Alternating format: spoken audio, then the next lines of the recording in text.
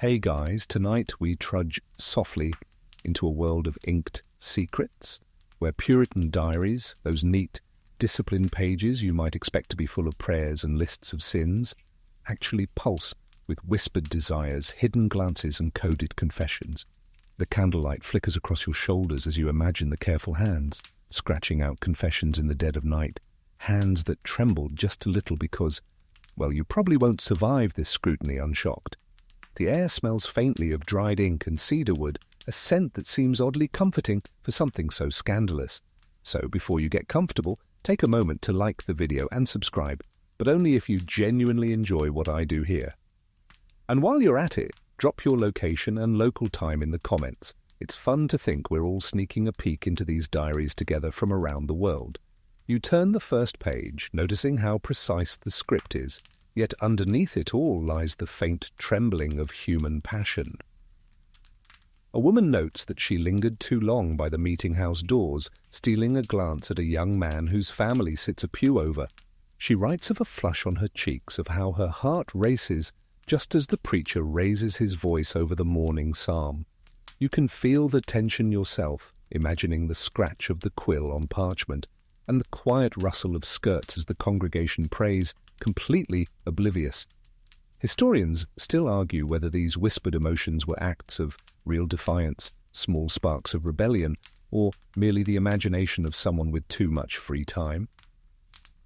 Among the tidbits is a quirky detail. Some women tucked tiny charms between the pages of their diaries, bits of ribbon, pressed leaves, a small carved bone, to draw the attention of the men they fancied. You smile, imagining the carefully hidden talismans fluttering out of the pages if anyone dared to open the book without permission. It's charmingly subversive, a little wink to the universe that passion, even under strict Puritan codes, refuses to be silenced. You flip a few more pages, finding the diary entries growing bolder as the night deepens. Descriptions of secret walks behind barns, notes left under floorboards, and coded poems disguised as hymn lines make you lean closer, as if the soft whisper of parchment can reveal secrets just to you. The air grows cooler in your room, your mind filling with visions of the soft tap of boots on frost-hardened earth, of glances exchanged like small rebellions. And then you catch it, a tiny smudge in the margin, almost invisible, a shorthand notation that could be a date, a word, or perhaps just an accidental blot. But somehow it feels like an intimate confession meant only for the next reader bold enough to trace the diary's delicate lines. Now dim the lights, maybe turn on a fan for that soft background hum, and let's ease into tonight's journey together. You trudge back into the morning of the village, and suddenly the meeting house doesn't feel quite so austere. The wooden pews creak under weight you imagine isn't entirely spiritual. You notice the way a gloved hand brushes a sleeve, the almost imperceptible tilt of a head, the fleeting exchange of eyes across rows of well-meaning but oblivious congregants. One diary entry notes a young woman clutching her prayer book so tightly she leaves crescent-shaped impressions in the leather, just to feel closer to the young man sitting across from her. You can almost hear the faint rustle of pages as she pretends to read, heart thudding like a tiny drum in her chest. Historians still argue whether these moments were innocent admiration or full-blown acts of flirtation, the kind that could have doomed a young couple if anyone had noticed. But you, sitting in the quiet of your own room, feel the suspense as if the preacher might suddenly turn, notice a stolen glance, and shake a finger at the congregation with theatrical severity. You smirk, thinking about how human attention works. The sermon might drone on about divine wrath, but the only fire some hearts feel is entirely earthly. And then there's the quirky detail tucked in the margin of a diary from the same era, a small drawing of a bird perched on a windowsill with its wings spread, captioned, "Watcher of Hearts." You wonder whether it's merely a doodle or a secret symbol meant to indicate a clandestine meeting planned that evening. Perhaps only the writer and the intended reader understood its meaning. You imagine the tiny conspiracies happening right under the noses of chaperones, each flutter of the bird's wings an echo of stolen affection. Later entries describe a particularly daring flirtation, a man who lingers near the barn during chores pretending to examine a wheel or measure a post, while in reality he waits for a fleeting moment to exchange a word, a smile, or a note tucked discreetly under a loose plank. The young woman's diary is meticulous in recording these exchanges, sometimes almost painfully so, as if she's cataloguing the thrill of risk itself. You feel a shiver run down your spine, the same mix of excitement and apprehension that must have accompanied every stolen encounter. And it's not just the young lovers who intrigue you. One diary casually mentions that even respected elders, the ministers themselves, sometimes engage in eyebrow-raising exchanges, scribbling notes in margins that might be theological musings, or, you realize with a chuckle, little more than adult flirtation cloaked in the sanctity of Scripture. It's a reminder that human desire, subtle or brazen, slips through even the strictest moral codes. You imagine dusty pews echoing with not just prayers, but unspoken stories of longing. You tiptoe forward mentally, as if entering the meeting house itself, and catch the smell of worn wood mixed with the faint sweetness of pressed flowers, tokens exchanged silently between the attentive and the daring.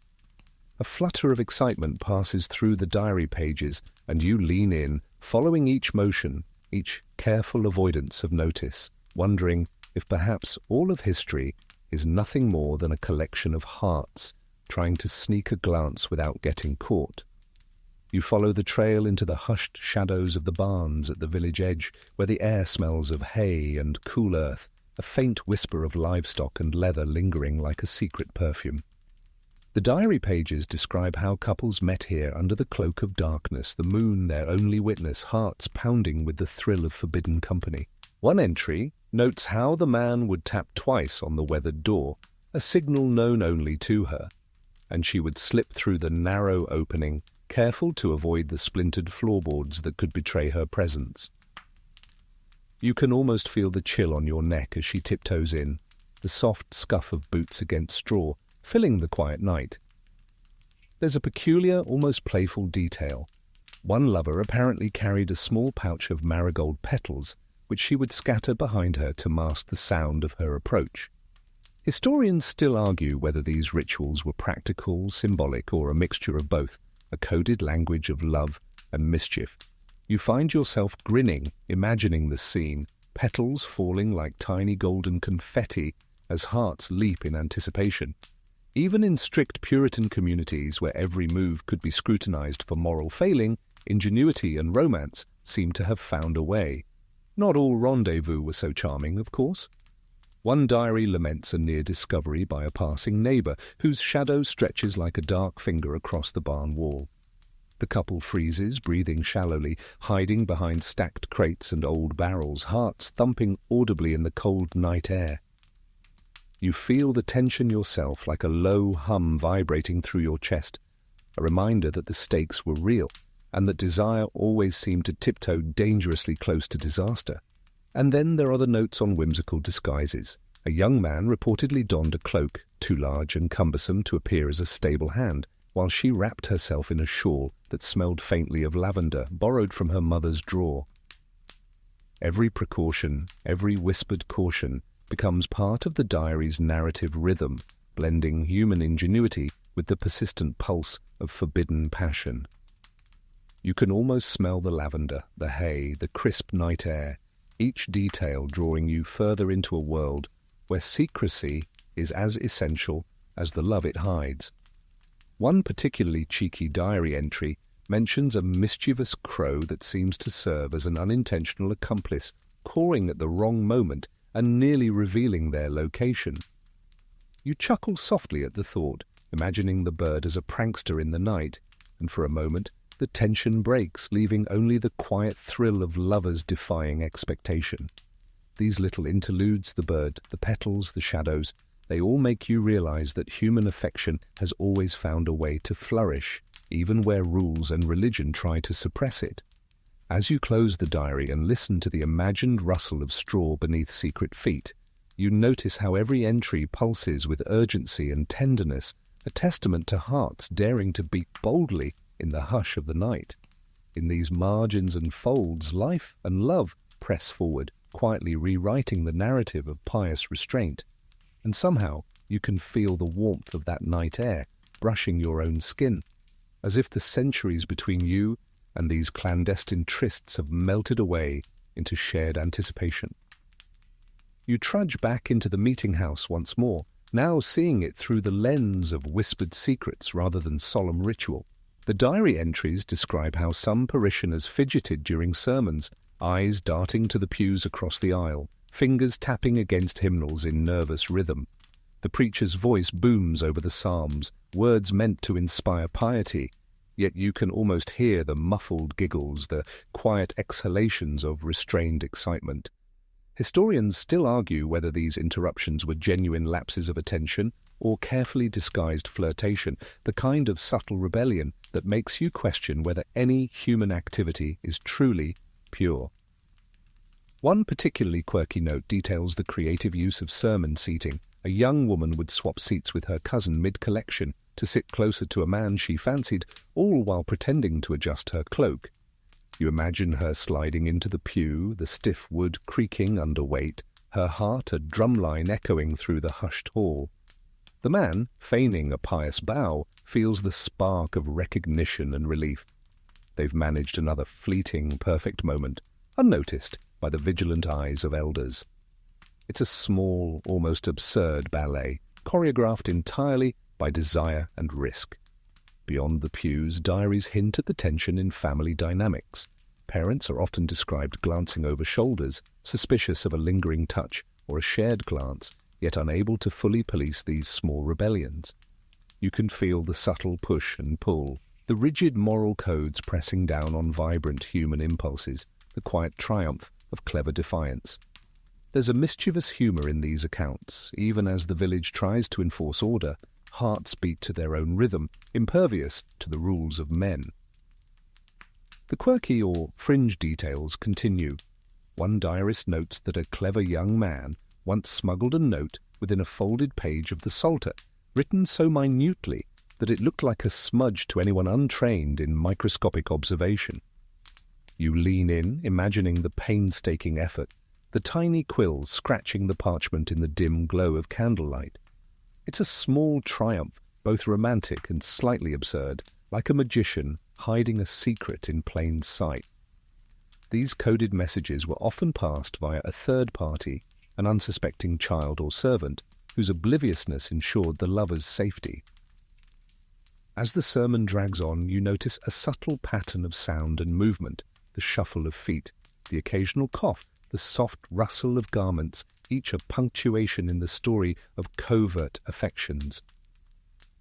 The diary describes how even the act of taking communion became an opportunity for fleeting proximity, hands brushing ever so slightly as they reached for the same chalice.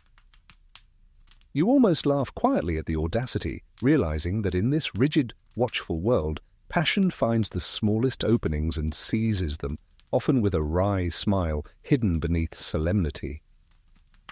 And then, as you close your eyes for a moment, the diary's words echo softly. The human heart, even when cloaked in Puritan severity, continues to seek warmth, connection, and a spark of mischief. Proof that desire, like candlelight, flickers and persists, refusing to be fully extinguished. You wander next into the narrow lanes between timbered houses, imagining the chill of evening air wrapping around your shoulders as you follow the diary's whispered directions. A young woman notes how she tiptoes past her parents' window, careful to avoid the glare of lamplight spilling across the panes. Every shadow seems alive, every rustle a potential discovery, yet her heartbeat carries her forward with a thrill that makes you grin in sympathy. Historians still argue whether these escapades were outright defiance or small, socially sanctioned acts of courtship, disguised as errands or chores. You lean closer, tracing the path in your mind, smelling the damp earth, hearing the distant bleat of a goat and the faint creak of a loose shutter. One playful detail leaps from the page. She carries a small bundle of herbs, mint, lavender, and thyme, stuffed in her apron pocket. Supposedly, the scents would mask the faint trace of her nervous perspiration, Or perhaps they were a signal to her lover, a secret code that only they understood. You chuckle at the ingenuity, picturing her tiptoeing down the lane, leaves brushing her fingers, sending fragrant signals into the night air. These small acts of subterfuge transform mundane streets into a secret stage, every corner and alleyway brimming with unspoken possibilities. The diary also records the occasional close call, like a neighbour stepping unexpectedly onto a doorstep, the faint sound of boots against stone threatening to unravel weeks of careful planning. Your pulse quickens as you read, the suspense rolling through the room as if you're walking beside her, crouching behind fences, holding your breath. There's a genuine artistry in these chronicles, a delicate balance between risk and anticipation that makes every whispered word feel alive and immediate.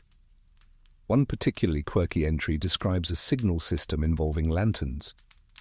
A single light in a window meant one thing, two lights placed side by side meant something else entirely. You imagine the silent conversations conducted through flickering flames, each pattern a message of longing or a plan for a meeting in the meadow beyond the churchyard.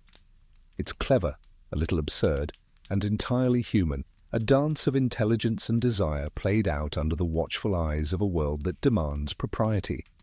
The narratives are not solely of romantic or flirtatious intrigue. A few diaries hint at scholarly debates conducted under the guise of nightly walks, theological discussions, moral quandaries, questions about scripture phrased as riddles meant to provoke thought and test each other's wit. You feel the dual nature of these nights, the dangerous thrill of affection entwined with the sharpness of intellect, the combination making every encounter feel profoundly alive. The margins are peppered with shorthand notations, little jokes, and exclamatory asides that make you wonder if perhaps every diary was a performance, a carefully curated story told for no one but the writer themselves. And then there's a subtle, almost whimsical note about animals. A cat, apparently ever curious, would sometimes serve as an accidental accomplice, knocking a note from a windowsill at just the right, or wrong, moment. You smile, picturing the little feline intruding on clandestine affairs, its whiskers brushing over parchment, oblivious to human anxieties. It's a gentle reminder that even in the strictest of Puritan communities, life, messy, unpredictable, and utterly charming, slips in and reshapes every plan. You drift into the dimly lit kitchens, the diaries guiding you past the clatter of pots and the faint aroma of porridge and peat smoke. Here, the domestic rhythm seems so ordinary, yet the entries reveal a subtext of subtle rebellion. A young man hides behind the stack of firewood, pretending to fetch kindling, while actually exchanging a folded note with a servant girl who smirks knowingly as she slips it into his sleeve. Historians still argue whether these acts were mere games of wit or early expressions of romantic agency within rigid social hierarchies. You imagine the scene, the boy crouched low, the fire crackling behind him, the girl's eyes twinkling as if sharing a conspiratorial secret with the universe itself. The quirky details peppered through the margins never fail to amuse. One diary describes a young woman using a ladle to knock on the pantry door in a prearranged rhythm, signaling her lover that it was safe to approach. You can almost see the absurdity of the moment, the mundane object transformed into a tool of clandestine communication, a symbol of ingenuity pressed into the service of desire. The air in the kitchen seems charged with suspense, every metallic clang magnified in the otherwise quiet evening. Later entries recount the psychological thrill of stolen glances across the room, notes tucked into loaves of bread, or messages hidden beneath water jugs. You feel a shiver of connection, as though you're part of this small, daring world. The diary's authors often relay the tactile details, the rough texture of flour-stained hands, the smooth curve of a jug, the warmth of the hearth that conceals the tension in their movements. It's intimate, almost cinematic, and you lean in, savouring every detail. One particularly memorable anecdote involves a cat, mischievous as ever, whose tail knocks over a carefully positioned note, creating a moment of near disaster. The young lovers freeze, hearts racing, only to sigh in relief as the cat saunters away, entirely oblivious to the chaos it almost caused. These humorous, unpredictable interruptions remind you that even in a world of strict codes, whimsy and chance have their place, often dictating the rhythm of human interaction more than rules ever could. And then there are those moments of audacity. A young man daringly brushing against a woman's hand while handing her a clay pot, their eyes locking in a mix of fear and exhilaration. You can sense the pulse of tension, the delicate balance between discovery and concealment. The diaries hint at an unspoken understanding among some adults, a tacit acceptance that these subtle flirtations were part of life's texture, even if spoken of in hushed tones or encoded in marginalia. As you leave the kitchen in your imagination, the aroma of herbs, smoke, and bread lingers. You carry with you the thrill of ingenuity, the understated drama of everyday defiance, and the knowledge that even in the most controlled environments, human hearts have always found ways to rebel, to communicate, and to connect. You slip into the dim corridors of the upper chambers, the worn wooden floors whispering under your careful steps. The diary recounts how lovers would meet here in hushed secrecy, the faint scent of candle wax mingling with the musk of the aged timbers. A young woman writes of carefully lowering a rope from a window onto the roof below, the rope meant to guide a lover who dares to climb under the cloak of darkness. Historians still argue whether these nocturnal ascents were practical methods or romantic exaggerations meant to thrill the diary's future readers. You feel the tension in every line, imagining the scraping of boots against shingles, the moonlight glinting on frost, and the shiver of anticipation in hearts both young and daring. Quirky details add flavour to these secretive adventures. One diarist notes a small bell tied to the rope, which jingles lightly if the climber slips, serving both as warning and amusement. You can't help but smile at the image, the absurdity of such precautions turned sweetly comical, a reminder that even fear can coexist with playfulness. The very architecture of the houses, the narrow staircases, hidden nooks and tiny attic windows, becomes a partner in mischief, shaping clandestine rendezvous with every creak and shadow. The entries also hint at broader social dynamics. The upper chambers, usually reserved for the family's privacy, provide both concealment and risk. Parents, sometimes aware yet choosing to look the other way, create a tension that the diaries capture beautifully, a mixture of vigilance, indulgence, and human fallibility. You sense that these covert meetings are not just about desire, but also about testing boundaries, learning cunning, and understanding trust in its most delicate forms. One particularly playful anecdote describes a young man dangling upside down from the window ledge, trying to pass a folded note to his lover below. The note flutters like a small flag in the breeze, landing perfectly on the haystack, as if guided by some mischievous hand of fate. You chuckle softly, imagining him swinging like a cautious acrobat, the thrill of defiance beating through the quiet night. These entries hint at a mixture of courage and absurdity, a reminder that love in these diaries often walked a fine line between genius and folly. And then there are the subtler moments, brushing hands, shared warmth under heavy blankets, and whispered words that could vanish with the wind. The diary's descriptions are rich with sensory detail, the scratch of wool, the scent of damp wood, the taste of sweetened cider shared in secret. You feel drawn into this world, as if the centuries separating you are dissolving, leaving only the intimacy and daring of human connection. Even in a community defined by strict rules and moral rigidity, ingenuity, humour, and desire find a way to flourish. As you close the imagined window behind you, the chill of the night lingers, and you carry the thrill of these audacious encounters with a quiet smile. The diary's pages leaving an imprint of courage, cleverness, and clandestine love that seems, improbably, timeless. You wander now into the garden, where moonlight glances off dew-specked leaves, and the scent of lavender and thyme wraps around your senses like a gentle lullaby. The diaries reveal that gardens were not just spaces for growing vegetables or flowers, but stages for subtle rendezvous and whispered confessions. A young woman writes of kneeling by the rose bushes under the cover of night, pretending to water the plants while actually scanning the path for a familiar figure. Historians still argue whether these meetings were truly secretive or quietly sanctioned by lenient parents who understood that human affection could not be entirely contained. You feel the tension in the air, the thrill of being almost caught, and the soft brush of leaves against fingertips as you follow each carefully chosen route. Quirky details abound.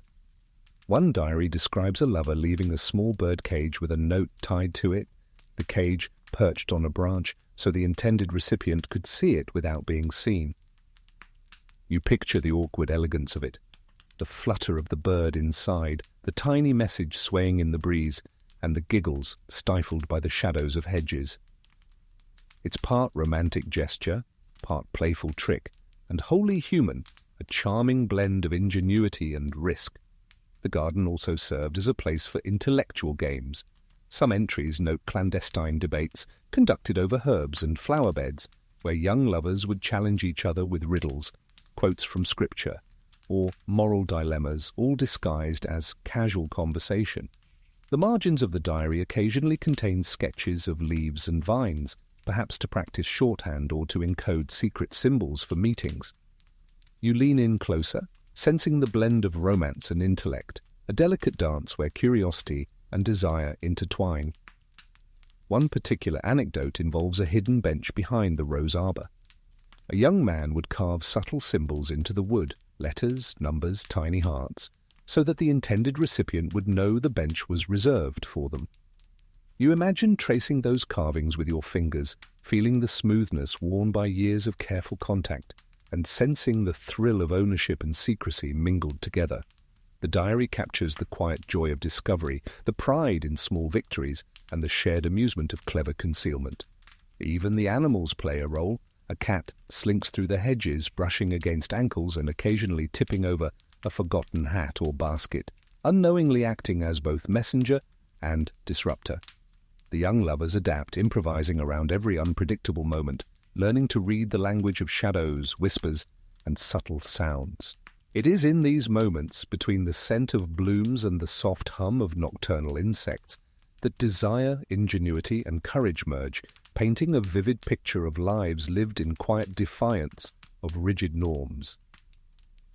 As you step lightly through the garden paths in your mind, the moonlight seems to illuminate not just the plants, but the invisible threads of human connection, playful rebellion, and clever strategy that wind through every diary entry, reminding you that even under the strictest codes, the human spirit finds a way to bloom.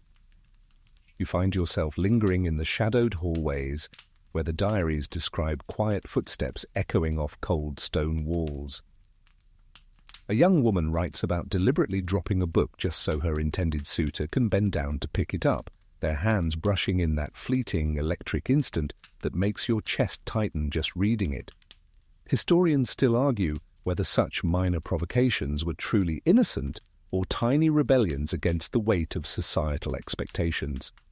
You imagine the subtle choreography, eyes darting, breaths held, hearts hammering, the scent of beeswax from polished floors mingling with the faint perfume of lavender tucked discreetly in the folds of skirts. Quirky habits emerge as well. One diarist meticulously lists the codes used to signal desire: a tilted teacup, a slightly open window, a specific pattern of footsteps on creaking boards. You chuckle at the ingenuity, picturing these young people conducting covert operations with the seriousness of military strategists, yet all revolving around nothing more dangerous than a shared glance or a folded note. It's oddly charming, this delicate balance of risk and play, this almost absurd inventiveness tucked into everyday life. The entries also touch on parental oversight in ways that feel both comical and tense. One mother, apparently astute but tolerant, would sometimes leave a candle burning in a room she suspected of hosting secret meetings, both as a subtle warning and a quiet test of cleverness. You can almost see the scene. A flickering light casting dancing shadows on the walls, two young figures frozen mid-movement, waiting to see if their careful plans will survive the scrutiny of the household. These diaries reveal a world where intelligence and courage are exercised daily, not through battles or wars, but in navigating the delicate rules of propriety and desire. A particularly playful anecdote details a hidden key. A suitor hides a key beneath a loose floorboard, which the young woman retrieves to enter a private study for whispered conversation. You visualize the thrill, the precise movements, the careful avoidance of creaky boards, and the delight in a clever plan executed perfectly. Every small success is celebrated in inked notes, hearts sketched in margins, a private record of human ingenuity and emotional daring. Even the mundane objects gain new life. A ribbon becomes a secret signal, a flower petal marks a meeting spot, a quill's position hints at approval or affection. Animals contribute in their whimsical ways too. A dog lying lazily near a doorway can obstruct or enable a meeting. A cat's unpredictable prowling creates spontaneous challenges. Each moment, ordinary on the surface, is transformed into a delicate puzzle of timing, wit, and silent communication. As you trace the edges of these diary entries, the halls feel alive, echoing with cleverness, excitement, and the subtle defiance of young hearts seeking connection. The world seems simultaneously constrained and boundless, the rules rigid yet endlessly malleable, to the ingenuity of those willing to read the signs, take the risks, and savor the thrill of secrecy. You drift into the quiet chambers where sunlight barely reaches, filtered through heavy curtains that cast long, somber shadows across worn floorboards. The diaries reveal that these rooms, ostensibly private, were playgrounds for small rebellions and secret affections. A young man recounts how he would leave tiny tokens, a pressed flower, a small carved figurine, on a windowsill, knowing that the recipient would find it while performing mundane chores. Historians still argue whether these acts were purely sentimental or part of a carefully rehearsed social ritual designed to signal eligibility, wit, and courage. You picture the scene, a shaft of morning light illuminating dust motes, the faint aroma of beeswax polish mixing with the sweetness of the flower, and a flutter of anticipation as the discovery is made. The quirky details in these diaries never fail to charm. One diarist describes using a teapot lid as a makeshift drum to communicate a message to a lover across the hall, a rhythmic tapping that only the intended recipient could interpret. You smile at the absurd ingenuity, imagining the serious yet secretive practice of Morse code-like signals, the earnestness of youth turned into playful espionage. Even in such rigid, tightly monitored households, these small inventions show how creativity thrives under constraints, and humor coexists seamlessly with emotion. The diaries also capture the psychological games behind these exchanges. Some entries reveal carefully timed gestures, deliberate pauses in speech, and the careful balancing of attention and detachment, as if each interaction were a subtle test of character. The authors sometimes note that parents or housekeepers, aware of some mischief but choosing selective blindness, added another layer of complexity, like living in a theatre where everyone plays multiple roles, conscious of the audience yet free within the scripted dance of civility. One anecdote involves a small attic loft accessible only by a rickety ladder. A young woman would climb up to leave notes in a hollow space between beams, where the recipient would retrieve them later. You can almost feel the chill of the air, the narrowness of the space, the delicate thrill of being suspended between concealment and exposure. The diary carefully details every brush of fabric, the creak of the ladder, the faint whiff of old wood, a sensory map of suspense and delight. Animals, predictably, complicate these endeavors. A cat slipping across the ladder could tip a note to the floor, forcing improvisation. A dog's bark could signal unwelcome discovery. Yet even these interruptions are treated with humor and creativity, part of the ongoing game that the diaries immortalize. Each subtle maneuver, each minor triumph, captures the essence of human ingenuity, the ability to craft intimacy, mischief, and connection even in spaces governed by strict rules. As you linger in this imagined loft, the texture of time seems to thin, leaving only the heartbeat of cleverness, the thrill of secrecy, and the delicate dance of desire that animates these pages. you feel the world expand slightly, shaped not by grand events, but by the ingenuity and courage of ordinary people navigating love, risk, and discovery in hushed corners of everyday life. You find yourself drifting down the narrow back staircases where the diaries hint at clandestine routes used to evade notice. The stairs, steep and uneven, creak under even the gentlest weight, yet young lovers learn to navigate them with surprising precision.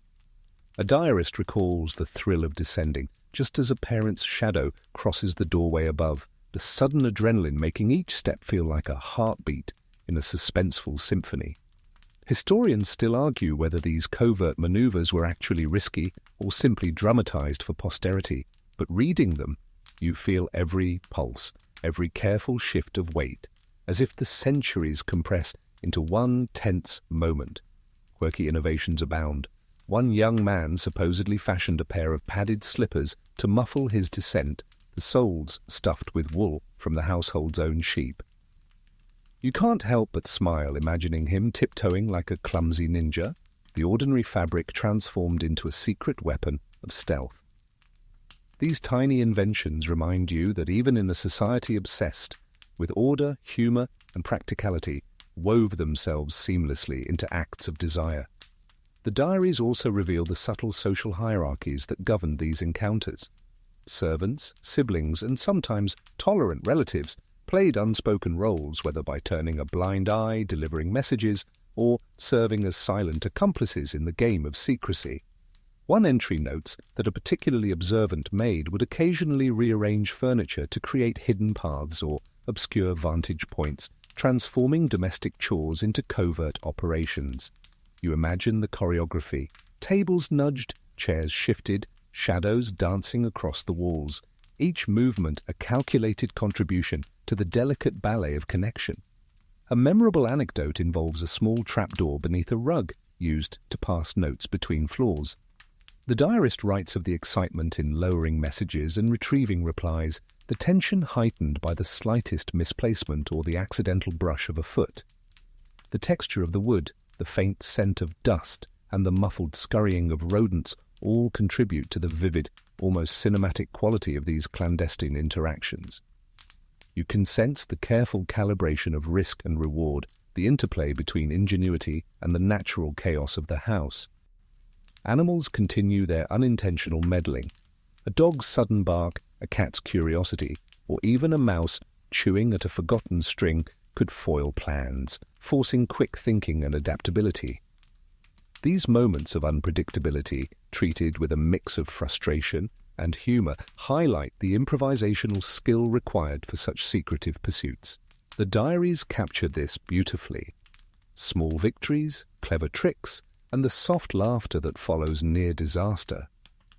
As you pause at the bottom of the staircase, the air heavy with candle wax and wood smoke, you realize that these entries are more than stories of youthful flirtation.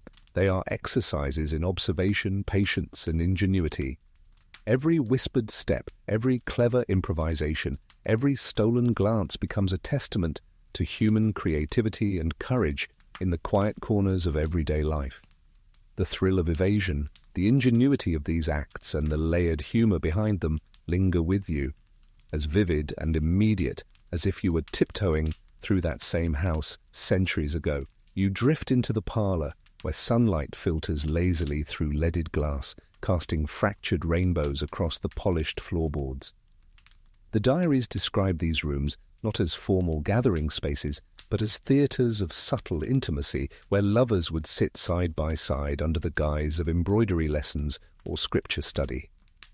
A young woman writes of tracing her needle along the hem while sneaking glances at the boy across the table, a momentary brush of hand sending shivers down her spine.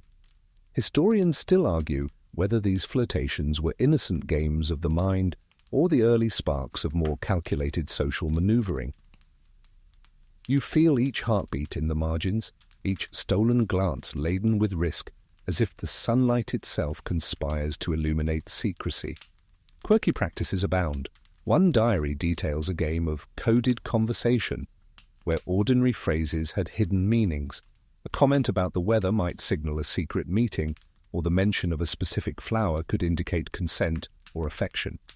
You can't help but imagine the young lovers speaking in riddles while pretending to discuss mundane matters, their words layered with dual meanings only they could decode. It's a blend of intellectual play and romantic daring, a secret language developed under the roof of strict propriety. The parlour's furniture, meticulously documented in the diaries, plays a role in these subtle dances. A tall-backed chair becomes a shield from prying eyes, a heavy drapery serves as a temporary veil, and the hearth's warm glow provides both light and a sense of privacy. One diarist writes about using a decorative screen to mask their presence, only peeking around it to exchange mischievous smiles and whispered words. The ingenuity of these tactics highlights a recurring theme. Constraint fuels creativity, and humour often softens the tension of secrecy. A memorable story involves a spilled ink pot deliberately overturned to cover a dropped note. The diarist recounts holding their breath as a servant bent to clean it, knowing that the tiny slip could reveal everything, or nothing at all depending on timing and luck. You visualize the scene, dark ink pooling across a wooden table, a flutter of paper, the rapid calculation of movements, and the barely contained giggle at the absurdity of such elaborate precaution. Even in risk there is joy. Animals contribute their own chaotic charm. A cat stretching across a rug might obscure a note just placed on the floor, or a dog's wagging tail nudges a letter toward discovery. Yet the young lovers adapt quickly, turning misadventures into playful improvisations, their creativity sharpening under unpredictable conditions. These diaries capture a vibrant tension between order and chaos, discipline and desire, reflecting not just romance but the ingenuity and resilience of human spirit. As you linger in the parlour, imagining the subtle choreography of glances, gestures and clever tricks, you sense the layered textures of time, wood, ink, fabric and human cleverness interwoven. The diaries reveal that even in the strictest households, humour, intellect and affection find a way to flourish, leaving a record that whispers across centuries of small victories, quiet daring, and the timeless thrill of secret connection. You drift into the dimly lit corners of the library where the smell of aged paper and beeswax polish mingles in the quiet air. The diaries reveal that these rooms, lined with tall, imposing shelves, were more than repositories of knowledge. They were arenas of subtle intrigue. A young man writes of slipping a note between the pages of a thick folio, waiting for the intended recipient to discover it hours later. Historians still argue whether such small acts of covert communication were merely playful or represented a deeper assertion of autonomy in a tightly controlled society. You trace the imagined path of the note, the rustle of paper, the soft click of a closing book, and the faint rustle of skirts as the message is retrieved. Quirky habits appear with delightful regularity. One diarist records using a magnifying glass to ensure their secret handwriting was nearly invisible, a tool borrowed from scientific observation, repurposed for clandestine romance. You can't help but grin at the seriousness with which these young lovers approached their craft, combining precision, patience, and ingenuity in ways that would make modern-day spies nod appreciatively. Each smudge of ink, each carefully folded corner, carries a tension of risk and satisfaction that is almost cinematic. The furniture itself becomes part of the drama. Chairs are nudged into strategic positions, tables provide cover, and high shelves offer hiding spots for notes, trinkets, or small tokens of affection. One anecdote describes a note tucked behind a bust of a long-forgotten scholar, discovered only when the sun strikes the marble at a particular angle. The diarist details the thrill, the pulse quickened, the sheer absurdity of such elaborate planning, all for a moment of shared understanding. Animals contribute their own peculiar forms of chaos. A cat may knock over a candlestick, forcing improvisation. A dog's curious nose can sniff out hidden messages, sending hearts racing with fear and delight. Yet each interruption is transformed into playful strategy, a testament to human ingenuity and the art of subtle persuasion. These small trials of wit and timing become exercises in creativity, humour and courage, recorded meticulously in delicate script. One entry even notes a minor prank, A rival admirer rearranged books to mislead a young couple, creating a temporary miscommunication that, once resolved, strengthened their bond. You imagine the exasperated laughter, the whispered apologies, and the quiet thrill of surviving the minor peril. The diaries capture these moments as both playful and instructive, blending humor, risk, and cleverness into a tapestry of social navigation. As you move through the imagined aisles of this library, the quiet whispers of human ingenuity seem to echo from the shelves. Each hidden note, each calculated glance, each improvised maneuver reflects a timeless truth. Even under rigid rules, the human heart finds ways to communicate, to play, and to delight in the smallest acts of rebellion and affection. The diaries, in their quiet, meticulous detail, immortalize these fleeting triumphs of wit, courage, and creativity, leaving you both charmed and slightly envious of the delicate adventures of centuries past. You wander down a narrow hallway where candlelight flickers against plastered walls, illuminating the faint floral patterns painted decades ago. The diaries describe how this corridor, seemingly innocuous, became a secret artery for communication between rooms. Lovers would slip along its length, exchanging glances through slightly ajar doors, passing small notes under thresholds, or leaving tokens tucked behind mouldings. Historians still argue whether such tactics were widespread or largely the dramatized inventions of particularly imaginative diarists. You sense the tension in every footstep, the anticipation hanging in the dim glow, and the careful orchestration required to traverse this space undetected. Quirky details keep surfacing. One entry recounts a young woman dropping a tiny bell tied to a ribbon so her lover could find her signal in the shadows. You imagine the faint tinkle, barely audible over the house's ambient creaks, a Morse code of intimacy that no one else could interpret. The ingenuity is amusing, bordering on theatrical, but it reflects a real human desire to find play and connection, even within strict confines. These subtle acts of creativity transform the mundane into a stage for quiet drama. The household's furnishings again play a critical role. Heavy tapestries obscure lines of sight, a tilted chair provides a momentary hiding spot, and a footstool doubles as a makeshift platform for exchanging small items. One diarist details a miniature misadventure where a footstool slipped under a lover's weight, sending a carefully placed letter sliding across the floor. The chaos is met with muffled laughter and quick improvisation, revealing a delicate balance between planning and unpredictability. Animals, predictably, introduce another layer of unpredictability. A cat weaving around ankles might unearth a secret note, or a dog's wagging tail could nudge a token from its hiding spot. Each disruption, though, is absorbed into the narrative as part of the playful tension, highlighting both resourcefulness and resilience. The diaries present these creatures not as nuisances but as co-conspirators, adding spice and humor to otherwise controlled circumstances. A particularly vivid story involves a closet that had a small, forgotten hatch leading to a neighboring room. A young man would slip a note through the opening, and the recipient would retrieve it without ever opening the main door. The diarist details the thrill, the tiny space, the musty smell of old linen, the careful positioning of hands to avoid detection. You feel the pulse of adventure, the delicate thrill of risk tempered by ingenuity and meticulous planning. As you linger in this corridor of quiet intrigue, the diaries unfold like a whispered map of human cleverness and curiosity. Each gesture, each improvisation, each quiet triumph carries a sense of playfulness, courage, and ingenuity. These moments, small and intimate, reveal that even in rigidly ordered households, humor, romance, and creativity carve secret paths that echo through time, leaving a lingering sense of wonder and quiet admiration for the ingenuity of those long-past inhabitants.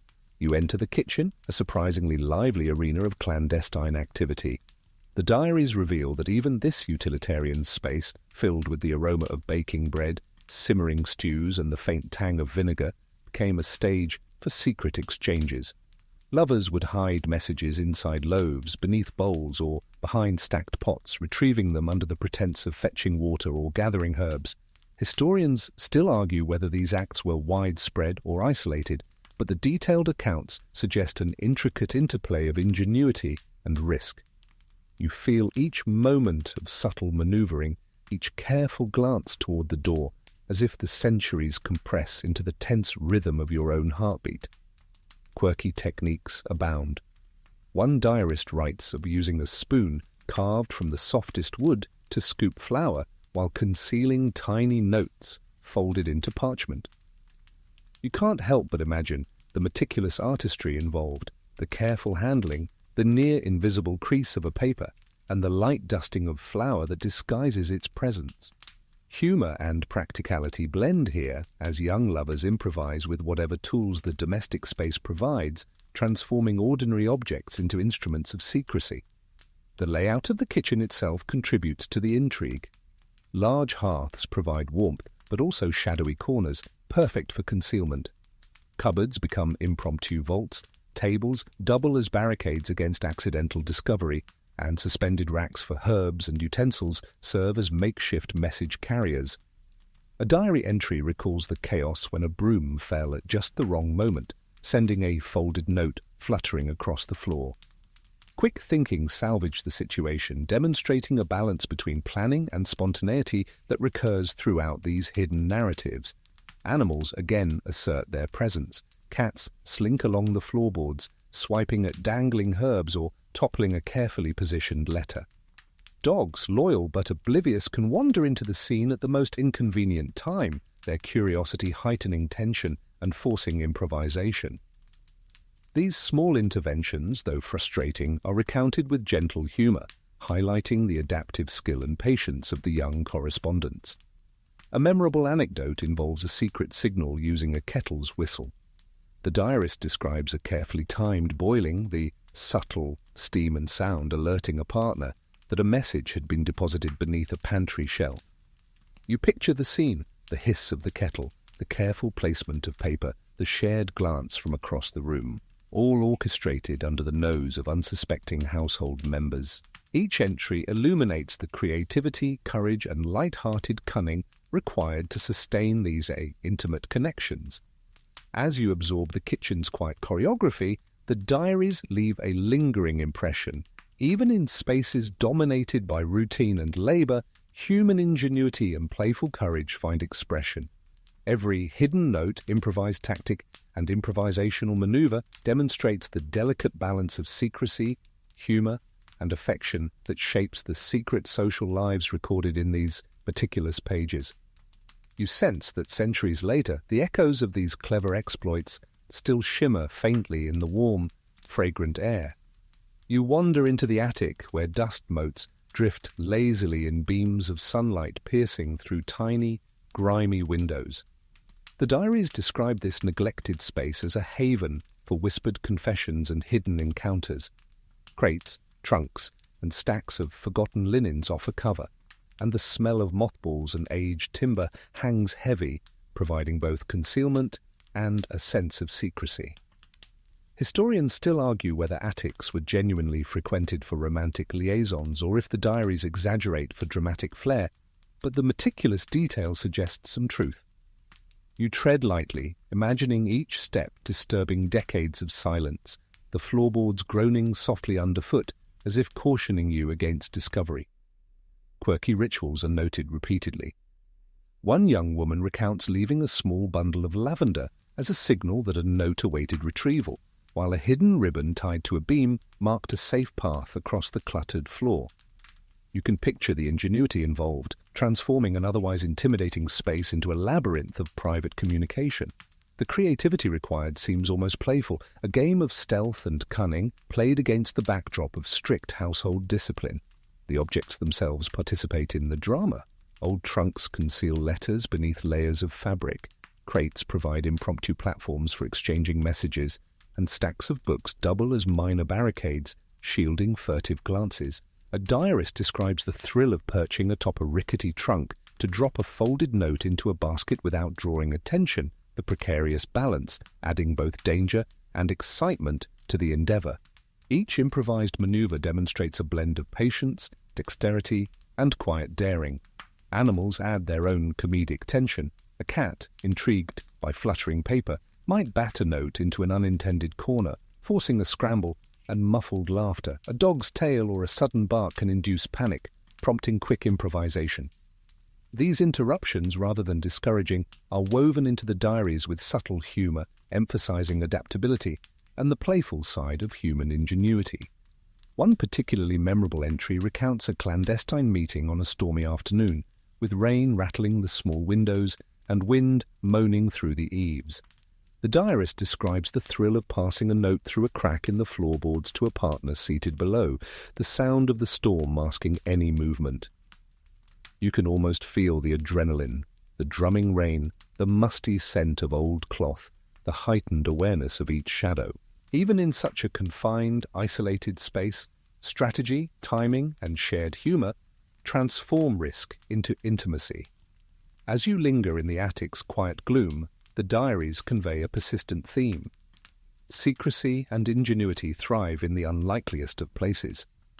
Every hidden note, clever diversion, and improvised tactic reflects human creativity, patience, and a playful desire to connect. Across centuries, the faint echoes of these intimate strategies linger among the dusty beams, whispering stories of courage, wit, and the delicate art of keeping secrets where no one else could see. You step into the garden where sunlight dances through the lattice of leaves and the faint scent of roses mixes with damp earth. The diaries portray these outdoor spaces as more than mere ornamentation. They were theatres of secret rendezvous where lovers would meet under the guise of tending flowers or gathering herbs. Historians still argue whether these clandestine encounters were commonplace or romanticized by the diarists, but the descriptions are vivid enough that you can almost hear whispered conversations carried by the breeze. Each rustle of leaves, each soft footfall across gravel becomes a heartbeat in the unfolding drama. Quirky traditions abound. One diarist describes a signalling system using the placement of garden tools. A rake leaning against the fence might indicate that the garden was safe for a meeting, while a spade resting upside down warned of prying eyes. You imagine young lovers interpreting these cues with the seriousness of military strategy, their hearts racing and a secret smile tugging at the corners of their lips. Humour threads through these acts as the absurdity of such elaborate signalling systems is acknowledged even within the margins of their careful handwriting. Garden structures themselves play a pivotal role. Arbours, hedges and trellises provide shelter and seclusion, while fountains and sundials serve as discreet landmarks for planned encounters. One diary entry details a brief moment when a pair hides behind a flowering bush, exchanging a note tucked beneath a stone, the fragrant petals masking both scent and sound. Each maneuver is executed with precision, a delicate choreography of risk, creativity, and subtlety. Animals predictably complicate matters. Birds swooping down to forage, cats weaving between legs, and even squirrels investigating anything out of place all introduce unpredictability. These minor interruptions, while potentially catastrophic, are often recorded with humour, highlighting both the lover's adaptability and the whimsical nature of their secret world. The diaries suggest that mastering the garden's living obstacles was as crucial as avoiding human detection. A particularly memorable entry recounts a moonlit meeting beneath a climbing rose where a note is passed through a gap in the trellis to a partner waiting on the other side. The diarist captures the delicate tension, the soft rustle of leaves, the faint scent of blossoms, and the thrill of mutual awareness without a single word spoken aloud. Even a dropped glove becomes a signal, or a brush of hands against petals a message of affection, demonstrating the ingenuity and playfulness inherent in these small acts. As you stroll through this imagined garden, it becomes clear that every flower, every shadow, every creature contributes to a landscape of secret communication. The diaries leave an impression of playful strategy, courage, and ingenuity interwoven with natural beauty, revealing that even in the midst of rigid societal rules, the human heart finds ways to connect, communicate, and delight in the subtle art of secrecy. You follow a narrow path that winds past the orchard, where apple trees bend under the weight of ripe fruit, their branches forming a canopy of dappled sunlight. The diaries suggest that these groves were more than sources of nourishment. They were arenas for subtle courtship and clandestine meetings. Lovers would exchange letters hidden beneath fallen leaves or in the hollow of a tree trunk. Historians still argue whether these acts were ordinary social practice or the imaginative flourishes of diarists who enjoyed dramatizing their secret lives. Yet, as you imagine the crunch of leaves underfoot and the gentle sway of branches overhead, the suspense feels tangible. Quirky systems for communication appear repeatedly. One diarist describes using a carved notch on a branch to signal that a message had been left nearby, a kind of botanical semaphore. You picture a young couple learning the code, each notch a promise, each subtle marking a thrilling game of observation and understanding. There's humour in the meticulous care applied to such systems, the quiet absurdity of turning trees into a secret postal network, yet the ingenuity behind it cannot be denied. The natural environment itself provides concealment and intrigue. Dense hedgerows, tangled roots, and low-hanging branches create both shelter and challenges, transforming the orchard into a maze of opportunity and risk. One account describes a note slipping from a hand into the roots of an old oak, only to be recovered hours later with careful excavation, the entire process inducing a pulse of anxiety and delight. Each interaction with the natural world is imbued with both strategy and playfulness, a delicate balance of risk and reward. Animals add their own unpredictable contributions. Birds darting between branches can uncover hidden scraps of paper, squirrels investigate any irregularity in bark, and even a wandering goat might topple a carefully concealed message. These small disruptions, often recorded with amused commentary, emphasize the resilience and quick thinking necessary to maintain secrecy. The diarist's humor shines in these accounts, highlighting both the challenges and the delight in overcoming them.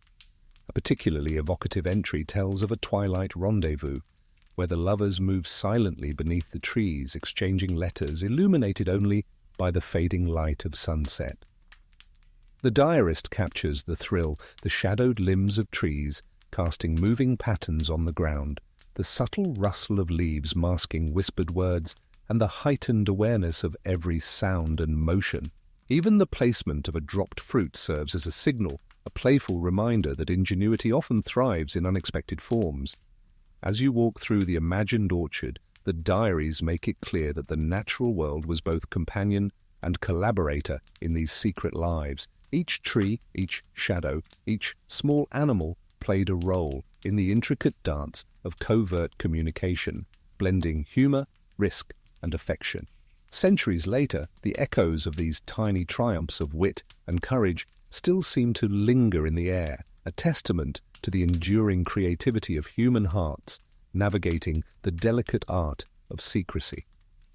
You now find yourself near the edge of the village, where a small, winding brook splits the fields, the water gurgling over smooth stones.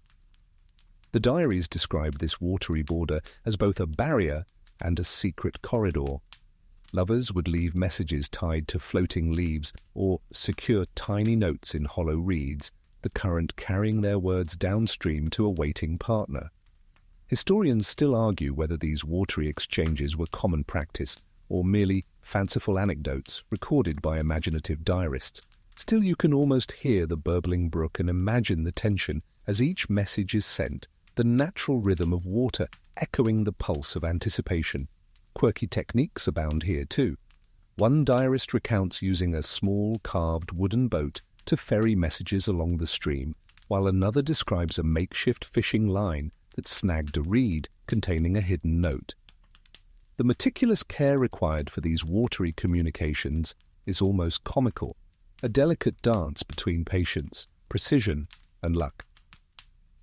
You picture young hands adjusting the miniature vessels, holding their breath, hoping the current won't betray their secret. The terrain itself adds layers of complexity. Muddy banks, overhanging willows, and slippery stones create both concealment and hazard. A misstep could mean a ruined note or a soaked messenger, and one diarist admits to having nearly fallen into the stream during an important rendezvous, rescued only by quick reflexes and an unexpected branch. These challenges inject both risk and levity into what might otherwise be a simple exchange of letters. Animals, predictably, intervene with a certain theatricality. Ducks or geese paddle too close, scattering reeds or tipping tiny boats. Otters occasionally raid a floating message, and the chatter of crickets masks or exposes the quiet movements of those involved. These natural disruptions are woven into the diary narratives with humour and admiration for the adaptability of both the young correspondents and the creatures that share their environment. One diary entry describes a twilight meeting when fireflies dance above the water, illuminating the path of a tiny note as it drifts downstream. The diarist captures the delicate interplay of light, shadow, and movement, the gentle lap of water against stone, the subtle glow of insects, the thrill of observation without detection. Even the placement of a carefully weighted pebble to slow the note's drift becomes an act of ingenuity, a playful experiment in both physics and romance. As you trace the imagined brook in your mind, it becomes evident that even the most ordinary features of the landscape were transformed into secret stages for human connection.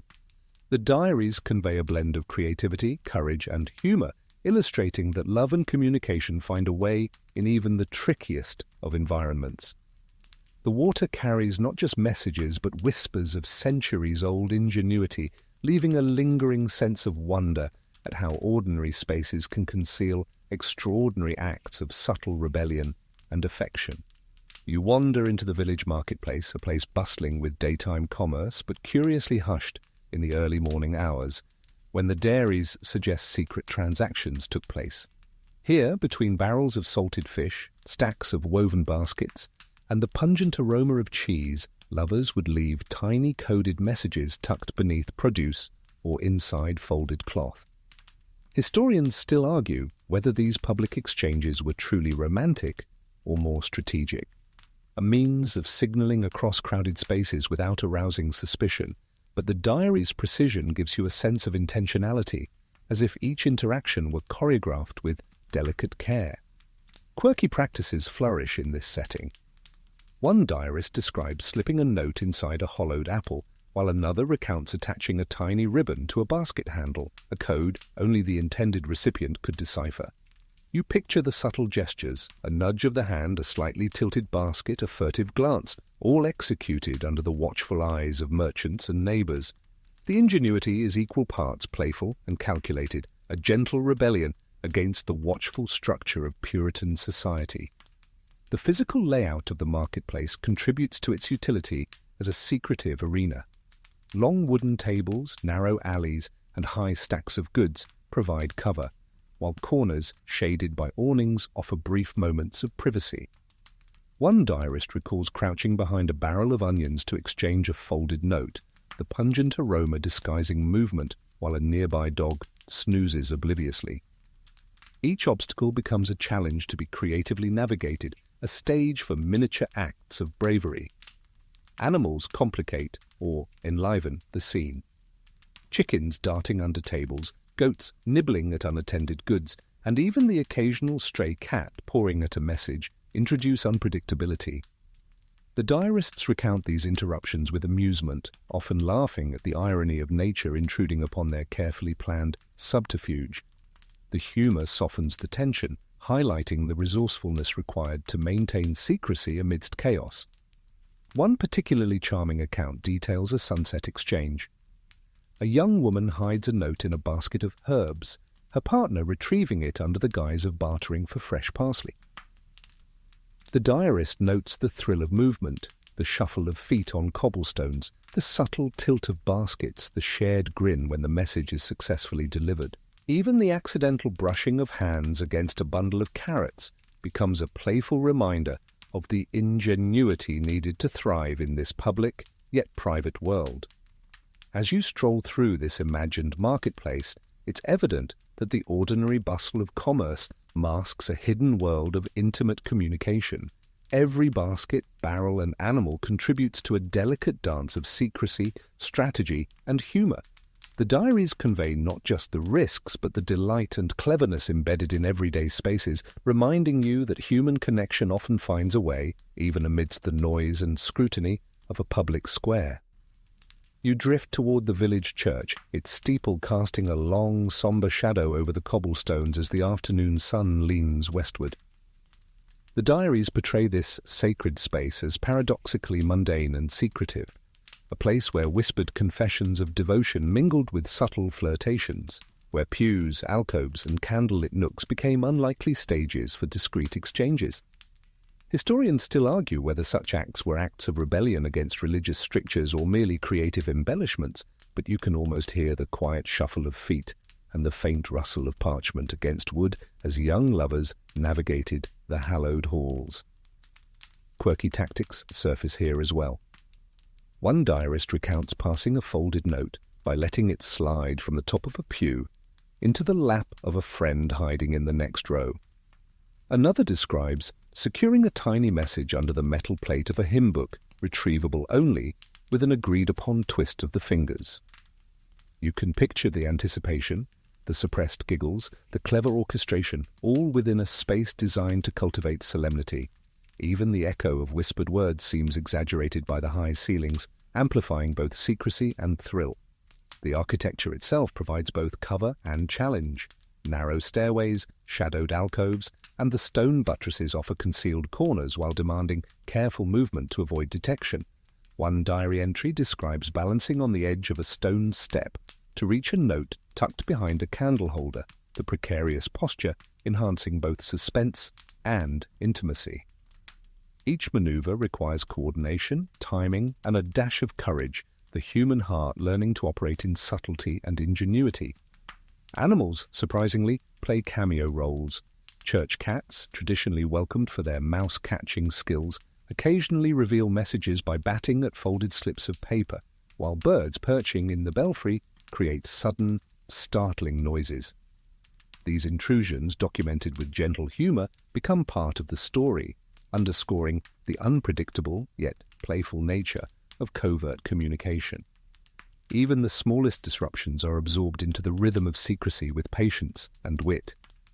A memorable diary entry recounts an early evening rendezvous, when candlelight flickers across the nave and a partner retrieves a note left atop a hymn book. The diarist emphasizes the heightened senses, the faint scent of wax, the gentle warmth of sunlight filtering through stained glass, the thrill of moving silently across cold stone floors. Even minor details, a nudge of an elbow, a discreet cough, become part of the nuanced choreography, highlighting both tension and humor. As you linger in this imagined church, it becomes evident that sacred spaces with their shadows and nooks were co-opted into secret worlds of communication and connection. Every pew, alcove, and flickering candle holds echoes of ingenuity, courage, and playfulness, reminding you that human creativity often finds fertile ground even in places designed for solemnity, crafting intimate moments hidden in plain sight. You wander now into the village's narrow lanes, where cobblestones glisten faintly from a recent drizzle, and the scent of wet earth mingles with smoke from cooking fires. The diaries portray these alleys as arteries of quiet communication, where lovers would slip letters into cracks between stones, hide messages under loose roof tiles, or drop tiny scraps into hollowed fence posts.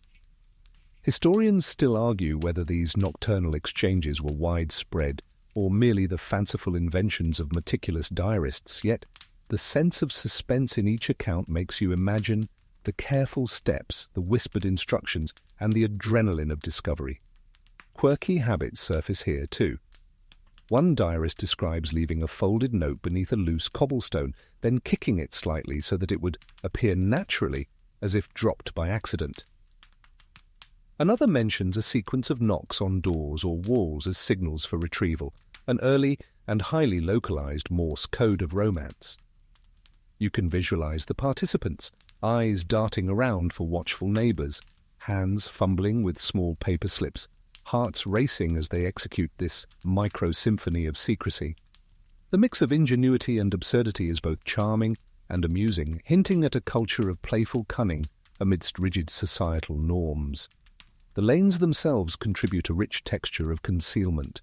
High walls, narrow overhangs, and irregular stonework create shadows and hiding spots, while puddles reflect fragmented light, offering both challenges and accidental cover. One diary entry details a pair crouched beneath a low archway, exchanging a note while the rain lightly patters above, masking the soft rustle of paper. Each movement, each pause, is orchestrated to maintain invisibility while conveying meaning, emphasizing patience, dexterity, and subtle timing. Animals, predictably, add their own unpredictability. Cats weaving between legs, dogs barking unexpectedly, and birds darting across the path can disrupt even the most carefully planned exchanges. The diarists often recount these interventions with light-hearted humor, portraying their own startled reactions alongside the persistence required to retrieve or deliver messages. Even the occasional frog hopping into a puddle becomes a minor comedic relief in the tension of secrecy. A particularly vivid account describes a midnight meeting beneath a moonlit archway, where a note is exchanged along with a whispered joke to ease the suspense. The diarist highlights the interplay of sensory details: the damp smell of stone, the soft croak of a distant frog, the chill of night air brushing against the skin. Every subtle touch, glance, and careful movement becomes part of a delicate dance, combining stealth, affection, and levity. As you meander through this imagined network of lanes, it becomes apparent that these narrow passages were more than mere conduits. They were stages for wit, courage, and playful ingenuity. Each stone, shadow, and hidden crevice contributes to a complex choreography of secrecy where humor, risk, and affection converge, leaving a lingering sense of admiration for the human capacity to adapt, communicate, and delight even in the most mundane spaces. You now approach the village bakery, its chimney smoke curling lazily into the pale morning sky. The diaries suggest that even this hub of daily routine served as a covert stage for private messages. While the smell of fresh bread and yeast filled the air, subtle signals were exchanged, folded notes tucked between loaves, messages hidden inside flour sacks, or whispered instructions passed under the guise of requesting extra crusts. Historians still argue whether these accounts reflect widespread behavior or merely the inventive observations of diarists, yet the detail in each entry makes the bakery feel alive with clandestine energy. Quirky methods abound. One diarist recalls a lover hiding a note inside a hollowed roll of dough, retrieving it later after the baker left the room. Another mentions using small sugar sacks with markings that only the recipient could recognize, essentially turning confectionery into a coded communication system. You can imagine the subtle theatrics, the careful lifting of a bun, a discreet nudge toward the flour bin, the thrill of hiding something in plain sight without drawing the baker's attention. The creativity here is both practical and playful, a perfect illustration of ingenuity married to everyday life. The physical space itself aids secrecy. Large wooden kneading tables, the shadowed recesses near ovens, and the maze of barrels and sacks provide cover, while the warmth from baking masks slight rustling sounds. One diary entry recounts a young couple crouching beside a flour sack, hands brushing briefly as a note exchanges between them, the scent of rising dough masking their minor movements. Every touch, glance, and motion is carefully calibrated, an unspoken choreography dictated by both caution and desire. Animals, predictably, add a layer of unpredictability. Cats seeking warmth near ovens, dogs sniffing at spilled crumbs, and even the occasional bird pecking at flour traces introduce challenges. The diarists often recount these moments with gentle humor, noting how the presence of these creatures could both jeopardize and inadvertently assist in the successful delivery of messages. The combination of careful planning and chance interventions gives the exchanges a lively, almost theatrical quality. One particularly evocative diary entry details a pre-dawn encounter. The young lovers exchange notes while the baker kneads dough, the rhythmic slapping of bread against the table punctuating the quiet tension. The diarist emphasizes the sensory elements, the soft flour dusting the air, the warmth radiating from the oven, and the thrill of moving unnoticed. Even minor mishaps, a spilled sack, a startled cat, become part of the story's charm, adding humor and realism to the delicate act of secret communication. As you picture this imagined bakery, it becomes clear that ordinary spaces were ingeniously transformed into arenas of subtle connection. Every loaf, sack, and shadow contributes to a rich tapestry of secrecy, creativity, and gentle humor. The diaries convey not just the act of message delivery, but the human delight in overcoming obstacles, celebrating the playful ingenuity that allowed affection to flourish even amidst the routines of daily life. You drift toward the village mill, its water wheel turning lazily, the rhythmic splash blending with the creak of timber and the soft hiss of grain sliding through wooden chutes. According to the diaries, this industrial hum was more than mere labor. It became a backdrop for subtle exchanges of affection. Notes tucked into sacks of grain, messages hidden under the lip of a milling bin, or small slips passed along conveyor-like boards offered lovers a quiet and functional means of communication. Historians still argue whether these anecdotes reflect systemic practices or isolated creative storytelling, yet the immersive detail makes the mill feel alive with whispered intrigue. Quirky tactics abound in this dusty, flowery setting. One diarist recounts tying a tiny note to the handle of a hand-cranked hopper, knowing it would be discovered only by the intended recipient. Another describes sliding a message beneath a sack of oats, the weight pressing it flat, ensuring it remained hidden from prying eyes. You can picture the careful choreography, bending low, avoiding creaking floorboards, timing the movement to coincide with the natural rhythm of machinery. The ingenuity is both practical and whimsical, a clever manipulation of the environment to safeguard secrecy. The mill's architecture enhances these covert operations. High ceilings, shadowed corners near the wheel, and storage lofts provide concealment, while the mechanical noise masks slight rustles and soft footsteps. One diary entry recalls a young messenger balancing atop a pile of grain sacks to pass a note without being seen, the sensation of height and the grain's uneven surface adding tension and a hint of comedy. Every movement is calculated, demonstrating a blend of courage, dexterity, and creativity. Animals predictably make cameo appearances. Barn cats chase mice along wooden beams. Pigeons roosting near windows create sudden flaps of wings, and dogs wandering the area occasionally sniff at suspicious items. These natural interventions, documented with a gentle chuckle, introduce both risk and charm. The diarists portray them not as obstacles, but as integral participants in a delicate ballet of clandestine exchange. A particularly memorable diary recounts an evening meeting. The sun, setting behind the wheel, casts long shadows across the millstone. A note slides silently across a grain chute, and hands brush ever so slightly. The diarist highlights the sensory tapestry, the earthy scent of milled grain, the vibration of the water wheel beneath your feet, and the thrill of secret interaction in an otherwise public workplace. Even accidental flower clouds or the clatter of a dropped tool become humorous punctuation marks in this narrative. As you visualize this imagined mill, it becomes apparent that spaces designed for work and utility were transformed into arenas for subtle ingenuity and playful risk-taking. Every wheel, sack, and shadow contributes to a narrative of creativity, secrecy, and quiet humor, reminding you that human connection finds inventive ways to flourish amidst routine and industry.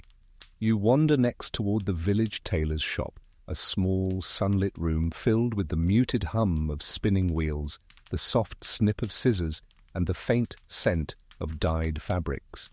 The diaries portray this intimate space as a surprising arena for secretive exchanges. While the townspeople focused on hems and fittings, lovers tucked notes into folds of cloth, slid messages beneath buttons, or scribbled coded lines on scraps of leftover fabric. Historians still argue whether these occurrences were common practice or isolated whimsical incidents, but the meticulous detail gives you the sense of a carefully choreographed theatre of secrecy. Quirky methods thrive here. One diarist describes pinning a note to the lining of a jacket that would later be delivered to a partner, hidden beneath the tactile folds of cloth. Another recounts stitching a tiny slip of paper into the hem of a skirt, relying on familiarity with the fabric's weight to prevent detection. You can picture the subtle gestures, fingers brushing over fabric, Deliberate pauses to avoid observation. The thrill of knowing a secret is woven invisibly into everyday material. It's a clever blend of practical craft and playful subterfuge. The physical layout of the shop aids these exchanges. Narrow aisles between tables, shadowed corners near stacks of cloth, and the height of garment racks create moments of concealment. One diarist recalls crouching behind a tall spool of fabric to pass a message, the rustle of cloth masking the soft swish of paper. Each movement requires careful timing, awareness, and dexterity, as though the mundane furnishings themselves have been recruited as co-conspirators. Animals, unsurprisingly, make cameo appearances here too. Cats curled atop rolls of fabric, dogs napping in doorways, or even the occasional bird alighting near a window introduce unpredictability. The diarists often recount these interruptions with gentle humor, showing how the natural world could both complicate and inadvertently assist in secret communication. The interplay of human ingenuity and animal caprice adds charm to the narrative, softening tension with light-hearted amusement. One particularly vivid diary entry describes a late afternoon rendezvous. A partner retrieves a note hidden in the lining of a coat, while sunlight streams through dusty windows, illuminating floating fibers in the air. The diarist emphasizes sensory richness, the faint scent of pressed wool, the smooth glide of scissors over fabric, the slight warmth of sun on skin. Even minor mishaps, a spool rolling away, a startled cat leaping onto a bench, become part of the story's playful rhythm, highlighting both cleverness and patience. As you linger in this imagined tailor's shop, it becomes clear that ordinary workspaces were ingeniously transformed into venues for subtle, inventive communication. Every bolt of cloth, every rack and table, and even the occasional animal intrusion contributed to a complex choreography of secrecy, creativity, and gentle humor, reminding you that intimacy and human connection can flourish in the most mundane and industrious corners of life. You now find yourself at the edge of the village market square, where stalls spill over with fruits, vegetables, and the occasional haphazard bundle of spices. The diaries present this bustling hub as a surprisingly effective stage for clandestine interaction. Among the chatter of vendors and the clatter of wooden carts, lovers hid folded notes beneath apples, tucked messages into burlap sacks, or passed scraps of parchment through the slight gaps between crates.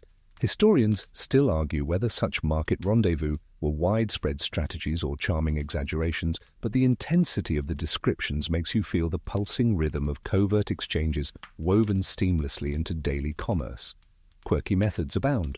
One diarist recalls signaling a message by stacking oranges in a precise sequence, each fruit representing a word or a syllable. Another describes slipping a note into a bundle of hay sold to a friend, only to be retrieved later after the distraction of bartering and bargaining. You can picture the calculated gestures, hands brushing over goods, eyes darting for watchful passers-by, the thrill of a message hidden in plain sight. It's a blend of creativity, audacity, and playful cunning that transforms ordinary market transactions into covert theatre. The physicality of the market itself aids secrecy. Tents create shadowed pockets, carts and barrels form convenient barriers, and the general hum of negotiation masks small rustles and murmurs. One diary entry recounts crouching beside a sack of grain, exchanging notes while a goat munches distractedly nearby, its bleat punctuating the tension with inadvertent comedic timing. Each action is choreographed against the backdrop of ordinary market chaos, turning the mundane into a subtle game of wit and timing. Animals, predictably, participate in this theatre. Goats, chickens, and even stray dogs occasionally disrupt exchanges, whether by nudging a sack or startling a messenger. Diarists often describe these incidents with gentle humor, noting how unexpected interventions require quick thinking or simply a laugh. The blend of human cleverness and animal unpredictability adds texture, whimsy, and charm to the otherwise tense dynamics of secret communication. A memorable account details a late morning market meeting. The sun casts angular shadows through striped tent canopies, the smell of herbs and fresh bread fills the air, and a note slides between crates just as a child runs past, inadvertently shielding the movement. The diarist emphasizes tactile and sensory experiences, the rough texture of burlap, the slight warmth of sun on a shoulder, the soft whisper of paper. Even accidental disturbances, a dropped apple or a braying goat, become part of the narrative rhythm, blending humour and suspense in equal measure. As you envision this lively market square, it becomes evident that ordinary, everyday spaces were ingeniously transformed into stages for subtle, playful ingenuity. Every crate, bundle, and stray animal contributes to a dance of stealth, wit, and human connection, underscoring the inventiveness that allowed affection and secret communication to thrive amidst the ordinary chaos of village life. You drift toward the village church, its spire casting a long shadow over cobblestones worn smooth by countless feet. The diaries reveal that even in a place devoted to piety, secret human desires quietly thrived. Lovers slipped notes between hymnals, tucked messages into pew cushions, or scribbled coded lines on scraps of prayer paper. Historians still argue whether these clandestine exchanges were widespread or merely isolated flourishes of imagination, but the intimate descriptions bring the church to life as a surprisingly subversive stage. Quirky practices flourish here. One diarist recounts a note hidden beneath the lip of a baptismal font, retrieved later under the guise of tending to candles. Another describes a tiny slip of parchment tucked between pages of a hymn book, the intended recipient knowing precisely which hymn would conceal the secret. You can picture the subtle choreography, shifting weight on wooden pews, careful glances toward the altar, and hands brushing over polished wood to deliver messages unnoticed. The tension between sacred space and secret human connection adds an unusual, almost mischievous thrill. The architecture itself aids discretion. High vaulted ceilings create echoing expanses that mask small whispers, while shadowed corners behind pillars provide cover. One diary entry describes a young messenger leaning against the choir screen, waiting for the perfect moment to exchange a note. The flicker of candlelight, casting moving shadows that obscure the action. Even the rustle of robes or the quiet hum of whispered prayers becomes part of the delicate choreography, turning the sacred environment into an unlikely playground for clever secrecy. Animals make brief but memorable appearances here as well. Church cats curled beneath pews, pigeons fluttering near stained glass, or dogs wandering the churchyard occasionally create minor chaos. Diarists recount these moments with gentle amusement, highlighting the unpredictable but often harmless interruptions that both challenged and enlivened the act of secret communication.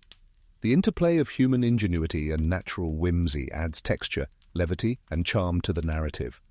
One evocative diary entry describes a candlelit evening. The air is thick with incense, the polished floors reflecting the warm glow, and a secret note passes hands beneath the pews.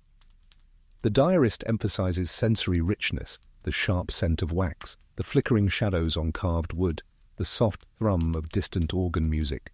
Even minor disruptions, a startled cat, the creak of a door, become humorous punctuation, a reminder that life's small imperfections often enhance the thrill of secrecy. As you linger in this imagined church, it becomes clear that spaces dedicated to ritual and devotion were not immune to human ingenuity and desire. Every pew, hymn, and flickering candle contributes to a subtle, playful, and surprisingly tender narrative of covert connection. The diaries reveal the delicate balance between reverence and romance, showing how affection found its way into even the most sacred corners of daily life. You wander along the village lanes toward the inn, its wooden sign creaking softly in the evening breeze. According to the diaries, inns were prime arenas for secret liaisons, where travellers and locals alike found ways to exchange notes, convey subtle messages, or arrange clandestine meetings. The warm glow of hearths, the chatter of patrons, and the scent of roasting meat provided perfect camouflage for secret communication. Historians still argue whether these inns were hotspots for routine secret exchanges, or if the diarists simply romanticized these encounters, but the vivid details make the space feel alive with subtle intrigue. Quirky tactics abound. One diarist describes a message sewn into the lining of a guest's coat, retrieved later under the pretext of adjusting a belt. Another recounts slipping a note into a mug of ale, trusting the recipient's timing to avoid detection by waitstaff. You can picture the delicate maneuvering, hands brushing over tankards, subtle nods across tables, the thrill of the concealed message amidst the mundane rituals of eating and drinking. The playfulness is inseparable from the practical ingenuity, creating a tapestry of human cleverness. The inn's architecture enhances secrecy. Low wooden beams, shadowed corners by the fire, and narrow staircases create natural pockets of concealment. One diary entry recounts someone crouching behind barrels in the storeroom, passing a note with trembling fingers while the innkeeper hums a tuneless song nearby. Each gesture requires timing, awareness, and coordination, an almost choreographed dance against a backdrop of warmth, noise, and everyday bustle. Animals, predictably, join the theatre. Cats weaving between legs, dogs napping near hearths, and even the occasional horse in the stable introduce chants and minor chaos. Diarists often inject gentle humour when recounting these interventions, how a cat's tail might knock over a mug or a dog's sudden bark punctuate a tense moment, showing that secrecy thrived alongside unpredictability. A particularly memorable diary recounts a late-night rendezvous. The hearth flickers, sending shadows dancing across walls, the smell of roasting meat mixing with the mustiness of wooden floors, and a folded note passes hands beneath the table. The diarist emphasizes tactile and sensory detail, the smooth grain of the table, the warmth radiating from the fire, the thrill of secrecy in a space filled with ordinary, unobservant patrons. Even minor mishaps, a dropped coin, a jostled chair, become part of the narrative's charm. As you picture this lively inn, it becomes evident that everyday social spaces were ingeniously transformed into theatres for subtle intrigue. Every beam, barrel, and flickering flame contributes to a delicate dance of stealth, wit, and human connection.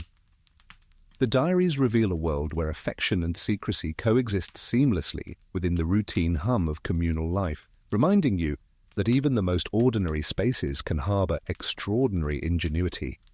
You drift past the last flickering lanterns of the village streets toward the riverbank, where the water glints silver in the soft moonlight. Diaries hint that even here, in the quietest and seemingly most open spaces, secret communications flourished.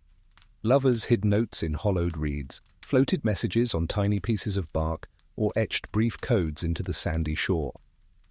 Historians still argue whether these practices were systematic or merely poetic exaggerations, but the vivid details make the riverbank feel like a liminal world of both risk and possibility. Quirky practices abound. One diarist describes attaching a small note to a stone, weighting it so it could float to a friend downstream without being noticed. Another recalls slipping messages into the folds of a basket of caught fish, trusting the natural chaos of river life to mask the secret exchange. You can imagine the careful choreography, bending close to the water, the thrill of potentially being seen, and the subtle tension of a message travelling unseen. It's a clever blend of ingenuity, audacity, and gentle playfulness where nature becomes both accomplice and obstacle. The riverbank itself aids discretion. Reeds and overhanging willows provide natural concealment, while the gentle murmur of water masks soft whispers or rustling papers. One diary entry recounts a clandestine meeting where the moonlight reflects off the ripples, casting moving shadows that obscure hurried gestures. Even the low rumble of a passing cart on the distant road adds background cover, allowing for brief yet potent exchanges of secret affection. Animals play their expected cameo roles. Frogs leap unpredictably, waterfowl honk and flap their wings, and the occasional dog wanders close to the bank. The diarists often describe these interruptions with affectionate amusement, highlighting how natural unpredictability both complicates and enriches the narrative of secret communication. The interplay of human ingenuity and environmental caprice adds humour, texture, and life to the accounts. One evocative diary entry describes a late-night rendezvous. The moon shimmers on rippling water, the scent of wet earth mingles with the faint aroma of nearby wildflowers, and a note is passed beneath the sheltering reeds. The diarist emphasizes the sensory immersion, the cool brush of a gentle wind, the soft murmur of flowing water, the thrill of secrecy in an open yet intimate space. Even minor disruptions, a startled bird or a rustling reed, punctuate the story with humor and realism. As you linger on this imagined riverbank, it becomes clear that natural landscapes, like workshops or inns, were ingeniously transformed into stages for secret ingenuity. Every reed, ripple and shadow contributes to a delicate choreography of stealth, affection and playful audacity. The diaries reveal a persistent theme. Human connection finds inventive pathways even in the most exposed and unexpected places. You finally wander back toward the quiet streets of the village as night settles fully, the air carrying the soft scent of dew and the faint smoke of hearth fires. The diaries suggest that the culmination of all these secretive practices, notes hidden in books baked into bread, sewn into garments, tucked beneath pews or floated down the river, created a subtle undercurrent of intimacy running through the village. Historians still argue whether these diaries over-romanticize daily life or accurately capture a persistent culture of secrecy, but the sense of human cleverness and desire is undeniable. Quirky methods appear even in the simplest gestures. One diary recounts a lover drawing a small heart on the underside of a window latch, a sign for the other to meet under the moonlight. Another describes using scraps of broken pottery to leave coded symbols along narrow alleyways, a playful yet clever method that required both trust and interpretive skill.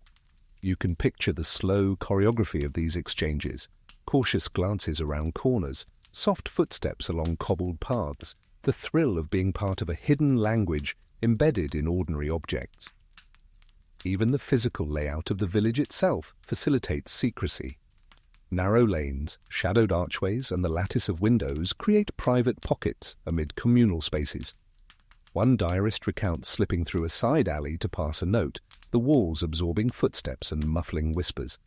Animals, as always, play whimsical roles, a cat weaving between legs, a dog snuffling curiously at a pouch of letters, or a startled bird scattering into the night, adding a touch of unpredictability and gentle humor to otherwise tense encounters.